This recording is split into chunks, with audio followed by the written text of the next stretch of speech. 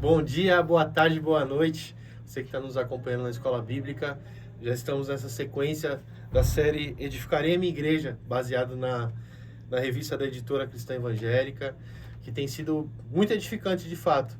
A gente já passou por diversas aulas especiais, teve sobre a natureza da igreja, a identidade da igreja, as figuras bíblicas da igreja, sobre membresia, o governo na igreja, a disciplina e tantas outras aulas importantes e que tenho certeza que abençoaram você. Hoje a gente vai tratar sobre a missão da igreja. Meu nome é Daniel, eu estou aqui acompanhado com o João de Jorge, meu amigo, nosso irmão, que vai estar acompanhando a gente aqui, vai também estar nos abençoando Amém. com o que você for trazendo. Amém. Amém? Você pode orar por a gente? Oremos. Senhor Jesus, muito obrigado por tudo que o Senhor tem feito no nosso meio, por tudo aquilo que o Senhor é.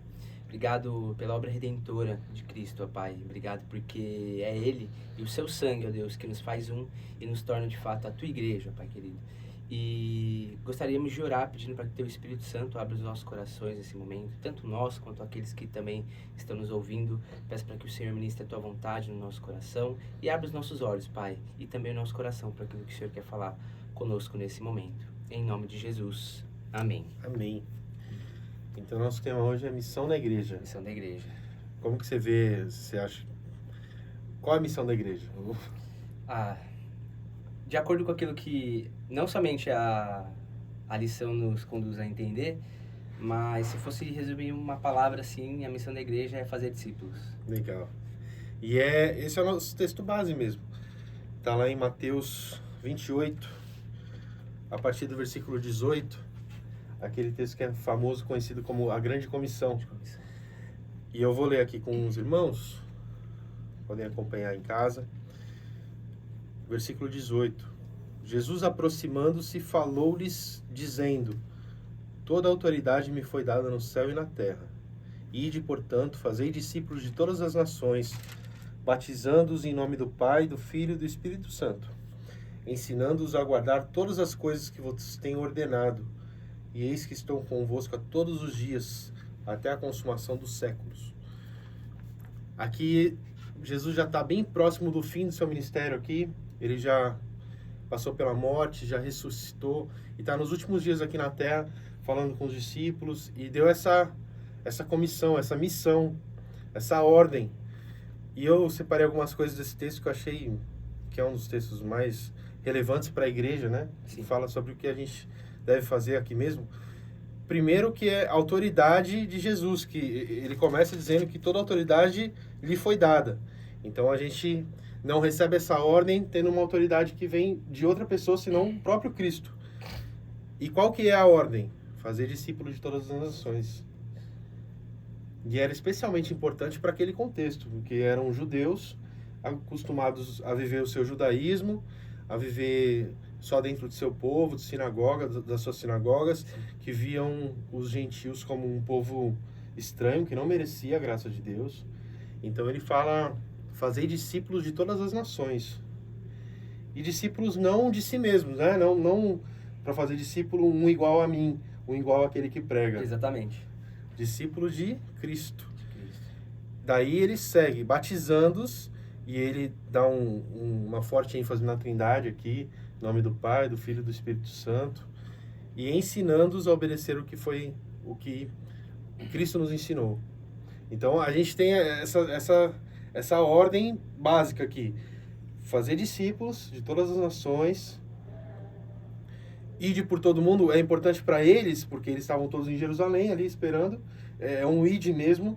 Hoje, para a gente, se aplica mais como um indo, né? Onde a gente estiver. É verdade, sim. Onde quer que a gente esteja, o que quer que a gente esteja fazendo, a gente tem que ter esse dever de proclamar e fazer discípulos. Batizando-os e ensinando a obedecer ao que foi ensinado por Cristo. Mas a gente não faz isso sozinho, e é muito importante o final do texto, que ele fala: porque eu estou convosco todos os dias até a consumação do século. É verdade. É importante, Dani, você falar sobre esse versículo, porque a gente estava até conversando esses dias, né, sobre isso. Mais para frente a gente vai falar sobre esse versículo também, mas muito é usado hoje, somente às vezes, o texto de Marcos 16:15, né? Que vai dizer, ide Sim. e pregai a toda criatura, né? E a galera usa muitas vezes e enfatiza muito somente o id, na verdade, mas às vezes a gente se esquece das orientações que é dada em Mateus 28. Verdade. É id, mas não somente id, né? Mas façam discípulos de todas as nações, batizando-os em nome do Pai, do Filho e do Espírito Santo e ensinando ele a obedecer todas as coisas que eu tenho os ordenado. Legal. E graças a Deus não é pelas nossas forças novamente. É com a presença de Cristo, porque Ele garantiu que Ele vai estar conosco até a consumação dos séculos. Então é com base nessa garantia, nessa certeza que a gente pode ir fazer discípulos de todas as nações. É verdade. Aí o autor da lição, autor da revista, ele traz 4 áreas práticas para a gente exercer essa missão na igreja. Sim. E a gente vai falar sobre elas agora. Uma dessas ações que a gente pode fazer para cumprir com essa missão, e é a primeira que a gente vai ver aqui, é sobre evangelizar. Né? Ele vai colocar o título lá sobre evangelizar o mundo, né? E vocês já estão familiarizados, né? Todos nós, crentes no Senhor, estamos familiarizados com essa palavra, né? Evangelizar. E acredito que todos saibam, não? Né? Evangelho tem o significado de boas novas, né? Boa notícia. E evangelizar é o ato da gente proclamar essa boa notícia. E que boa notícia é essa? Que o Senhor Deus, o Senhor Jesus, Ele veio até nós, Ele habitou entre nós. Né? O Senhor visitou o seu povo e redimiu o seu povo através da obra redentora de Jesus. E agora, por meio dele, a gente tem a salvação dos nossos pecados, né? Glória a Deus por isso. E algo interessante também que a revista fala é que o Salvador não somente é a boa notícia, mas ele também proclamou essa boa notícia. Então, ele era essa boa notícia. Né? A sua obra, essa maravilhosa notícia que a gente tem, ela foi proclamada pelo próprio Salvador, que é o Senhor Jesus, né? E a gente tem como base para essa afirmação o texto de Lucas 2, do versículo 10 ao versículo 11, onde a gente sabe, né, que os pastores foram direcionados pela estrela, né? Eles chegaram nesse lugar e ali um anjo desceu e proclamou o nascimento do Messias, né? Ele vai dizer, olha, trago boas notícias de muita alegria. Na cidade de Davi vos nasceu o Salvador, que é Cristo, o Senhor. E a gente sabe também que ele já adulto, também ele foi proclamando, né? Mateus 4:23 vai dizer que ele percorria toda a Galileia pregando o evangelho do reino. Eu acho que o que ele falou pra gente fazer de ir e fazer discípulos é o ministério dele terreno, né? Sim. O tempo todo ele estava indo, ele não ficava numa cidade só, num lugar só. Ele estava indo, se movimentando, conhecendo povos, conhecendo pessoas, pregando as boas novas do evangelho, do reino. É verdade. E é interessante também porque nós, como discípulos de Jesus, devemos seguir o seu exemplo, não é verdade? Ele foi por todos os cantos que ele poderia, Jerusalém, Galileia, Samaria e diversos outros lugares, né? E nós recebemos essa boa notícia e nós, como a sua igreja, e seguindo o seu exemplo, também devemos proclamar, né, essa boa notícia que nós recebemos, não é verdade? Eu brinco dizendo que... Brinco não, é uma realidade, né? O Evangelho de Jesus, ele é como um mendigo que achou um pão. E que não retém esse pão somente para saciar sua fome, mas que ele compartilha com outros carentes desse mesmo alimento. Na verdade, e muitas vezes a gente se vê egoísta, né? Não sei você, mas eu vejo minha vida às vezes, né? Por onde eu trabalhei, aonde eu pude estar, muitas das vezes eu queria somente para mim e ficava ali, né? Não sabia, às vezes, por vergonha ou por não saber fazer, né? Me achar incapacitado, e de fato, somos, né? Quem capacita é o Espírito do Senhor, como você mesmo diz, é o Senhor Jesus que está conosco. Mas muitas vezes eu não queria e hoje me vejo muito egoísta por não querer fazer isso, né? Mas na verdade a gente sabe que essa minha atitude, ela vai totalmente contra aquilo que o Senhor nos ensina. Na verdade, nós devemos proclamar, e é o que o Senhor Jesus nos ordena, né? Como seus discípulos, como sua igreja. E eu queria tentar aqui uma parte que a própria revista vai dizer, né? Ele vai citar ali, porque eu já falei também no começo, o texto de Marcos 16:15. E a gente pega esse texto e a gente muitas vezes olha somente pro ID. A gente vê muitas escolas e movimentos fazendo, né, capacitação de evangelismo e que fique muito claro, não sou contra essas coisas, tá, gente? Eu acho que elas são muito válidas. Mas somente isso também não é muito certo. Porque, beleza, a gente vai, a gente prega o evangelho, e aí? E depois? E essas pessoas, para onde elas vão? O que vai acontecer com elas? Será que elas vão amadurecer no evangelho do Senhor? Né? A gente tem uma parábola que o Senhor Jesus conta também, em relação ao terreno em que o semeador, ele vem, ele planta semente. Em algumas frutifica, né? Cria raiz e frutifica. E outros exemplos a gente vê que ela não consegue dar frutos porque é sufocada, né? E se não, vem... eu esqueci o exemplo que ele usa, são pássaros. Os pássaros vêm e roubam essa semente, né? E a gente não deve só focar em ir, né? Evangelizar é um ato que o Senhor Jesus ordena que nós façamos, mas nós devemos fazer isso com prudência, entendendo que nós também devemos, assim como Mateus 28 diz, né, ensinar essas pessoas nos caminhos do Senhor e também fazer discípulos, né? E algo muito importante que ele diz também ele vai usar a referência de Mateus 5, versículo 13 ao 16, ali quando Jesus está no Sermão do Monte, né? Ele vai ensinar os seus discípulos e ele vai fazer analogia com o sal e com a luz, né? Ele vai dizer, vós sois o sal da terra, e mais pra frente vai dizer, vocês são a luz do mundo, não é verdade? E nós não somos somente sal e luz, simplesmente evangelizando, mas fazendo discípulos também. É uma das maneiras pelo qual nós preservamos, né? Não somente o evangelho, mas o evangelho aqui, nesse mundo presente. Né? O mundo ele está em trevas e sendo consumido pelo pecado, de fato, e como cristãos nós temos a responsabilidade de preservá-lo, dar sabor e iluminá-lo, né? Mais ou menos o que o texto vai nos orientar a fazer. Então, seja onde for, Dani, e todos vocês que estão nos ouvindo, somos embaixadores desse reino. E como parte de sua igreja, nós somos chamados não somente a ir e proclamar, mas também a fazer discípulos, ensinando todas as coisas que o Senhor Jesus nos ordenou. Como o Daniel, também presbítero, falou em uma das aulas anteriores, de que as portas do inferno não prevalecerão. Não é a gente que está acuado por estar num mundo que é dominado pelo pecado, em que não honra a Deus como deveria, mas é o inferno que está acuado. É nós que estamos batendo a porta e abrindo e resgatando os perdidos. Tem uma imagem no Facebook, eu não sei se vocês lembram, Orkut, não lembro se tinha nessa época, eu tive Orkut um pouquinho de tempo, mas tem aquela imagem de Deus e Satanás, né, tipo, tirando o braço de ferro, como se Satanás fosse o adversário que está aos pés do nosso Senhor, mas na verdade nós sabemos que o Senhor já venceu a morte na cruz do Calvário e não há o que for que não esteja debaixo do controle do nosso Senhor. É verdade. Uma segunda ação prática de realizar a missão da igreja é glorificar a Deus, glorificar o Pai.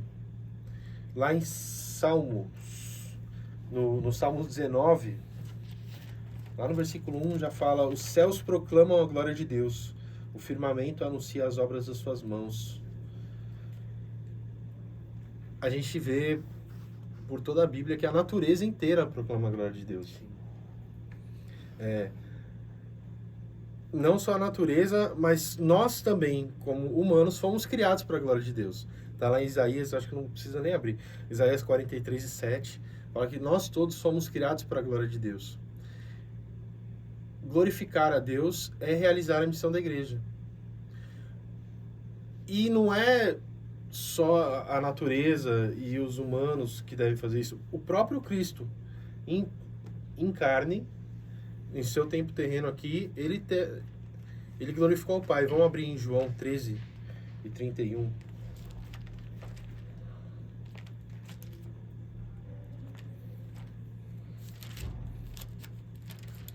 Jesus, pouco depois da sua última ceia ali, ele tem o tempo que ele indica o traidor, indica Judas, e depois no versículo 31 ele fala, quando ele saiu, Judas, disse Jesus: agora foi glorificado o Filho do Homem, e Deus foi glorificado nele. Em João mesmo, capítulo 17, versículo 4, Jesus fala: eu te glorifiquei na terra, consumando a obra que me confiaste para fazer. Então, o próprio Cristo preocupou-se, ou entendeu como sua missão glorificar a Deus, glorificar o Pai. O Filho unigênito do Pai glorificou o Pai. E nós, os filhos adotados, porque Ele é o unigênito, nós somos adotados por meio dele. Sim. Nós fomos chamados para isso também. Lá em João ainda 15, versículo 8, diz: nisto é glorificado meu Pai, em que deis muito fruto, e assim vos tornareis meus discípulos. Então, dando fruto, vivendo conforme nós somos chamados para fazer, evangelizando, fazendo discípulos, nisso a gente glorifica o nosso Pai Celestial. É verdade. E também, né, Dani, às vezes a gente fica se perguntando, né, como que a gente glorifica a Deus, na verdade. Às vezes a gente acha que estritamente quando a gente está no nosso período de devocional, ou quando a gente vem no domingo na igreja, na verdade. Mas na verdade a gente pode glorificar a Deus em todas as áreas da nossa vida. Sim. E o Senhor deseja que nós glorifiquemos a Ele. Uhum. No nosso trabalho, nos nossos estudos, na nossa casa, né, que é pelo menos para quem não tem pais crentes aí, e eu posso falar isso, né, eu não nasci em berço cristão, é uma dificuldade muito grande, assim, a gente não somente pregar o evangelho, mas também glorificar a Deus ali na nossa casa, né? É um desafio muito grande, mas que o Senhor nos convida por meio do evangelho de Jesus. Sim. Lá em 1 Coríntios está escrito: quer comamos, quer bebamos. Daí o João Alexandre vai fazer uma música nessa passagem, vai falar: queira comer, queira jogar futebol, queira trabalhar, queira o que você estiver fazendo. Você tem que ter essa consciência de que você está glorificando a Deus. Sim. Vivendo conforme Ele nos chamou para ser. Sendo a imagem de Cristo, sendo luz do mundo, sendo sal da terra. Tem uma música antiga que eu gosto de cantar com meu filho, que é do Vencedores por Cristo, que fala: Deus criou o homem sim para o louvor de sua glória, e esse homem preferiu não dar louvor à sua glória, por isso Deus mandou Jesus para consertar essa história. Vamos cantar e aprender o que Deus fez para sua glória. Então é tudo para sua glória. A segunda parte fala: Jesus nasceu para nos salvar para o louvor de sua glória. Jesus morreu para nos salvar para o louvor de sua glória.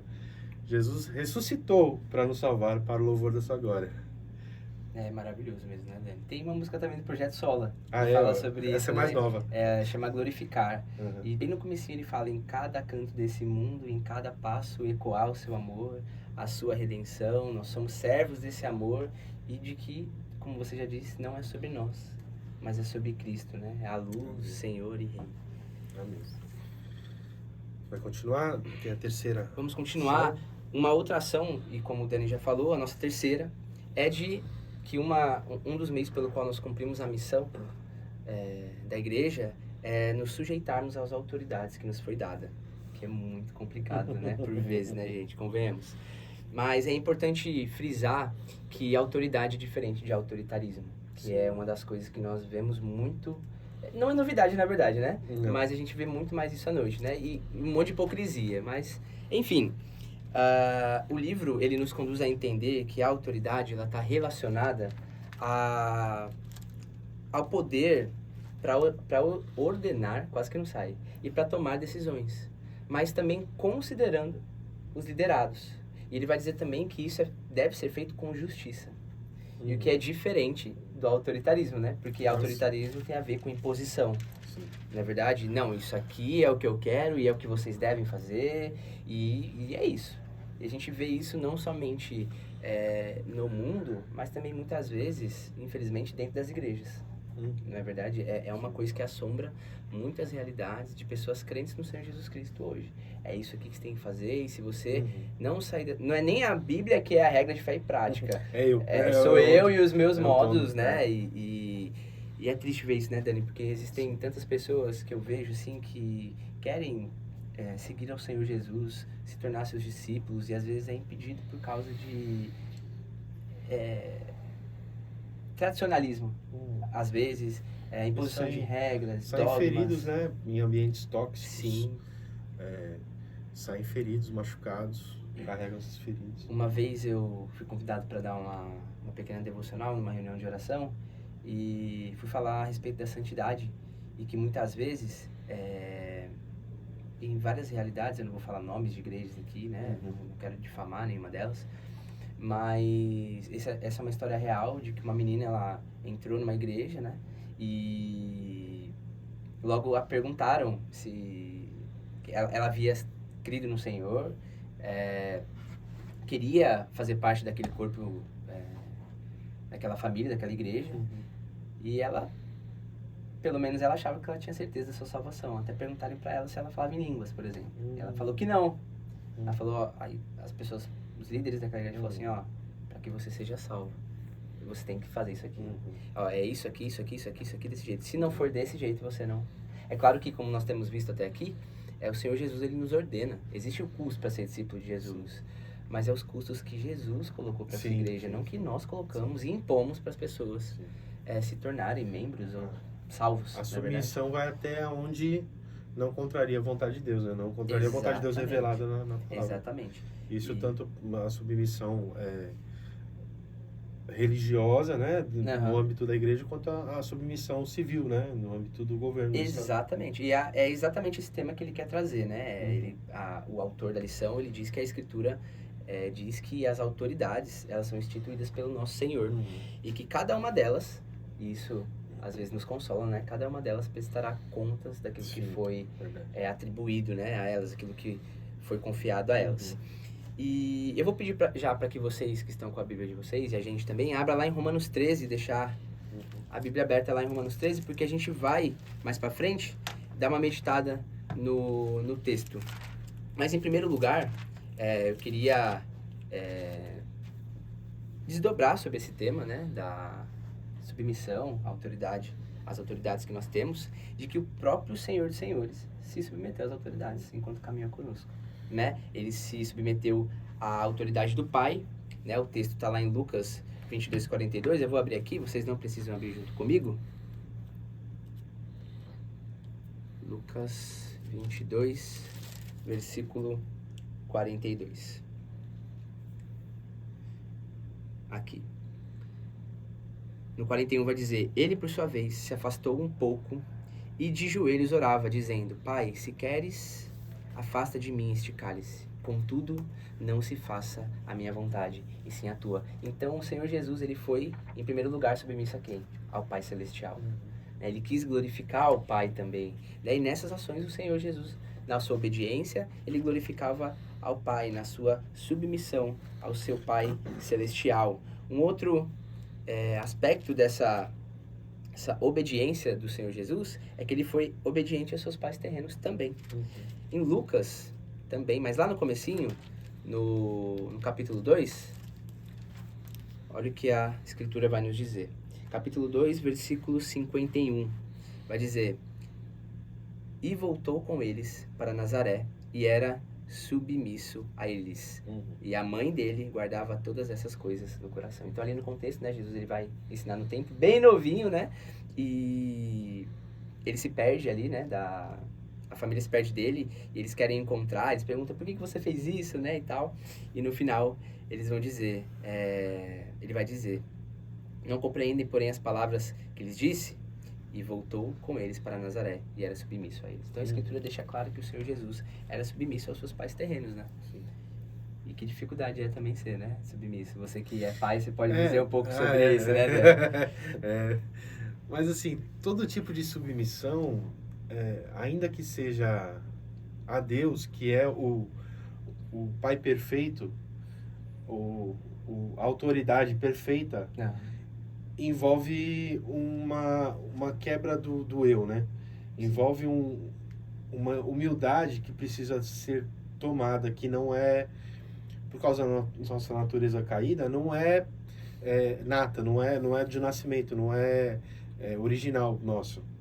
Sim. Então, toda autoridade é difícil. toda a submissão é difícil. Então, Cristo, colocando o exemplo de que ele se esvaziou, ele se submeteu, esse é o exemplo pra gente, né? Não, É verdade. daí a gente não pode colocar uma autoridade que seja mais difícil, por mais difícil que seja, é claro que não as que vão contra a palavra, não que Sim. vão contra a vontade de Sim. Deus, mas uma ordem, uma autoridade que seja complicado, que envolva, porque vai envolver a renúncia, vai Sim. envolver É verdade. abrir mão da sua vontade. De fato. E uma coisa que muitas vezes talvez seja até negligenciado é que o próprio Jesus foi submisso também às autoridades governamentais naquela época, né? Eu vou deixar algumas referências para vocês, eu não vou abrir aqui, mas uma delas é Mateus 17, do versículo 24 a 27, e João 19, versículo 11. Né? Jesus, ele também nos deixa o exemplo de que ele foi, mesmo com todas as dificuldades que hoje nós temos e que Jesus também deve ter tido naquela época, ele se submeteu às autoridades. E um outro ponto é que os servos do Senhor devem ser submissos às autoridades também. Como Jesus foi submisso, como a gente viu, né, num ponto anterior, nós também devemos ser. E é por isso que nós vamos ler o versículo 1 ao versículo 7 de Romanos 13. Olha lá. Que todos estejam sujeitos às autoridades superiores, porque não há autoridade que não proceda de Deus.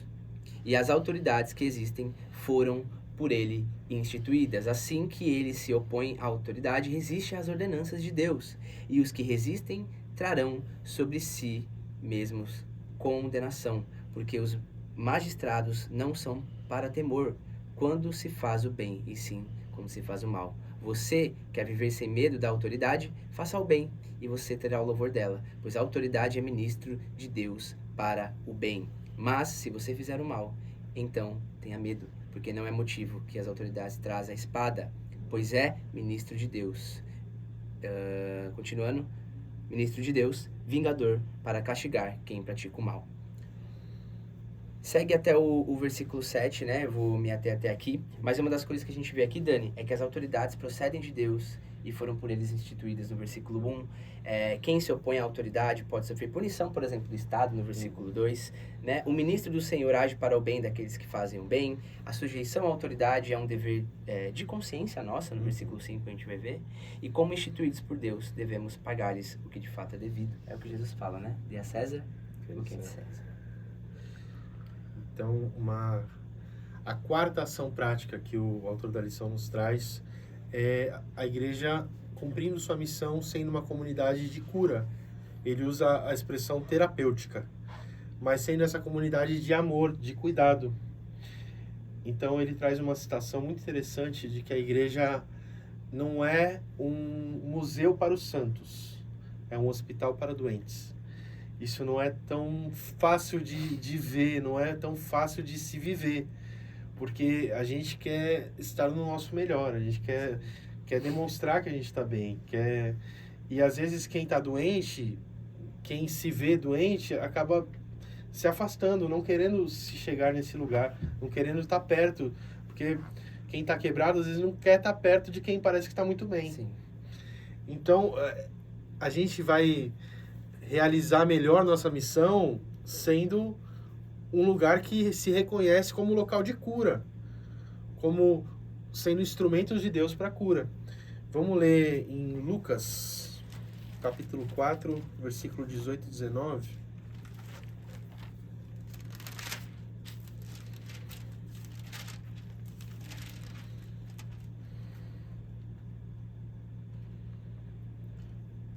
Jesus, então, Jesus está na sinagoga, ele abre o rolo do profeta Isaías, né, o livro do profeta Isaías, e ele fala: o Espírito do Senhor está sobre mim, pelo que me ungiu para evangelizar os pobres, enviou-me para proclamar libertação aos cativos e restauração da vista aos cegos, para pôr em liberdade os oprimidos e apregoar o ano aceitável do Senhor. Cristo deixou bem claro esse cuidado com os doentes, com os pobres, com os necessitados, com os oprimidos. E essa missão ele fala para que a gente a cumpra também, que a gente imite nesse nesse aspecto também da igreja. Lá no Salmo 147, eu estava no meu devocional de ontem, esse versículo eu achei muito especial, que mostra esse cuidado de Deus, esse olhar tanto de amor. Salmo 147, versículo 3.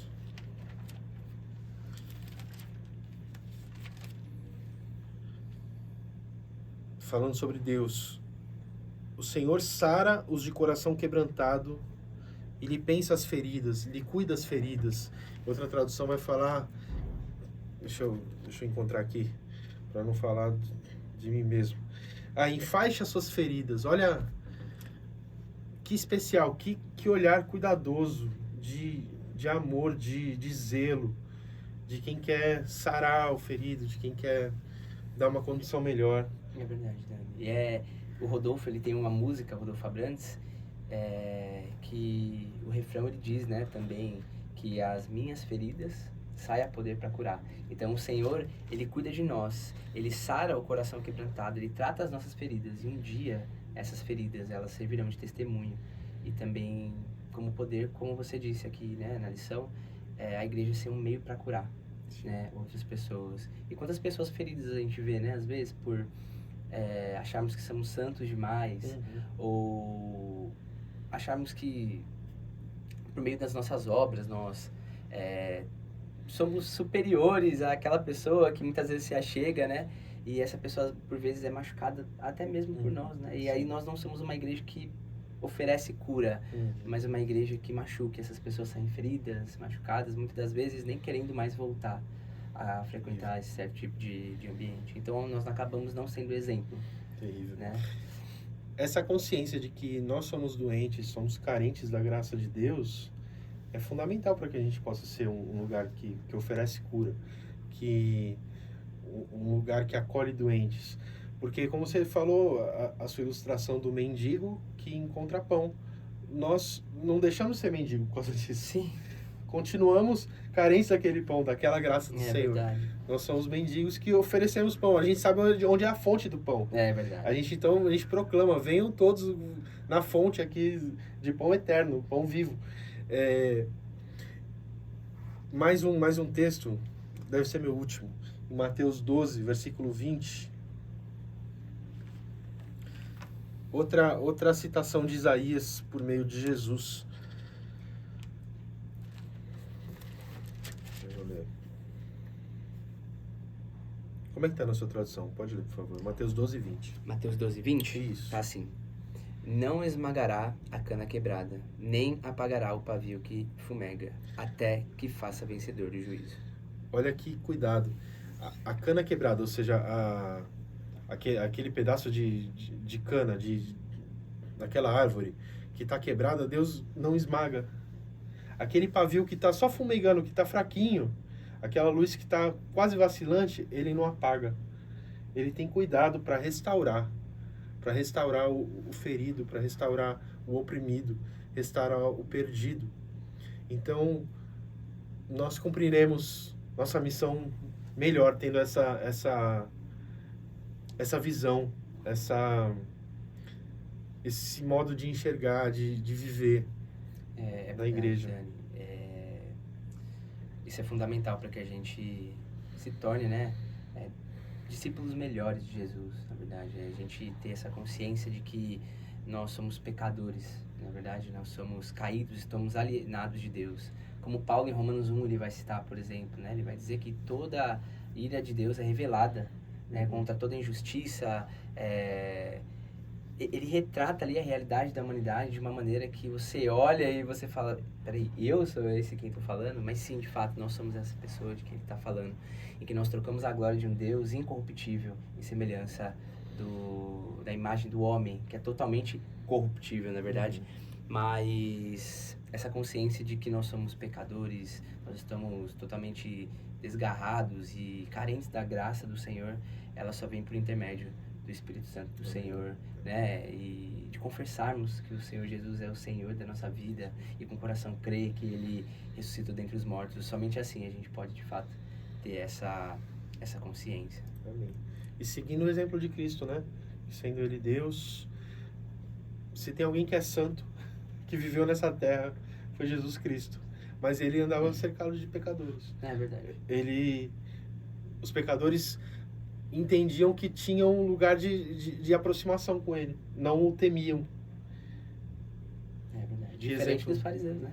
Exatamente. Os fariseus eram os que mais afastavam e batiam no peito e falavam, graças a Deus que eu não sou pecador. É, misericórdia, né? É. Será que a gente consegue recapitular o que a gente viu até aqui? Vamos? Primeiro, a gente falou sobre que a igreja ela tem uma missão, na verdade, e um dos meios, né? Uma das ações que a gente pode fazer para cumprir essa missão é evangelizar o mundo. Em segundo lugar, você trouxe, Glorificar o Pai. a gente tem que glorificar o Pai. Em terceiro lugar, eu trouxe falando sobre sermos sujeitos às autoridades. E por último, Sendo uma comunidade de cura. ser uma comunidade de cura. Então fica a reflexão pra gente de como nós, cada um de nós, sendo igreja, como a gente está cumprindo essa missão. Como a gente está vivendo esse ID, essa grande comissão que o Senhor nos deixou. Que você pense nisso, que você ore sobre isso, que o Espírito Santo toque o seu coração e que a vontade do Senhor seja revelada e seja vivida na sua vida. Nessa semana e em todas as outras. Amém. Que o Senhor nos ajude. Deus nos abençoe.